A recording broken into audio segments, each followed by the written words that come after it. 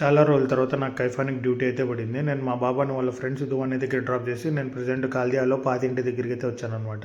ఇక్కడికి వచ్చిన తర్వాత మా రూమ్ చూశాను. అస్సలు నేనైతే షాక్ అయిపోయాను. ఇంతకుముందు మేము ఉండిండే రూమేనా అన్నట్టు చేంజ్ అయిపోయింది రూము. ఇప్పుడు ప్రెజెంట్ ఈ రూమ్లో మా బాబా వాళ్ళ తమ్ముడి డ్రైవర్ అయితే ఉంటున్నాడు, అజరుద్దీన్ అని చెప్పి.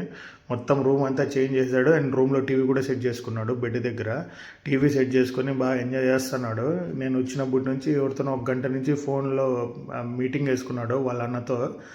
ఇంతకుముందు గ్రూప్ కాల్ ఏమో చేసినారు, వాళ్ళతో మీటింగ్ అయితే వేసుకున్నాడు అనమాట. ఇప్పుడు ప్రజెంట్ వాళ్ళంతా మాట్లాడుతున్నాడు. రూమ్లో కలర్ మొత్తం పెయింట్ మొత్తం చేంజ్ అయిపోయింది చూడండి. అండ్ కింద కార్పెట్ కూడా వేసేసాడు. రూమ్ అయితే చాలా బాగుంది, ఇంతకు ముందులా లేదు. మా బాబా వాళ్ళ అమ్మ సాఫర్ పోయిందని చెప్పి BMW కార్ లోపలైతే వేసేసారు. దుమ్ము దుమ్ము అయిపోయిందనమాట. దీన్ని పట్టించుకుంటే నాదిలే లేడు. BMW కార్ పరిస్థితి ఈ విధంగా అయితే ఉంది ఈడ. ఇంతలో మా బాబా కాల్ చేసి దువాణిలో వర్క్ అయిపోయింది, రా వెళ్దామని చెప్పాడు. ఇప్పుడైతే టైం మా బాబా అక్కడ వెయిట్ చేస్తుంటానని చెప్పి నేనైతే కాల్దియా నుంచి తొందరగా బయలుదేరి వెళ్ళిపోయాను. నేనైతే తొందరగా బయలుదేరినా కూడా సిగ్నల్ అయితే నాకు షాక్ ఇచ్చింది. కైఫాల్ సిగ్నల్ దగ్గర ట్రాఫిక్ అయితే జామ్ అయిపోయిందనమాట.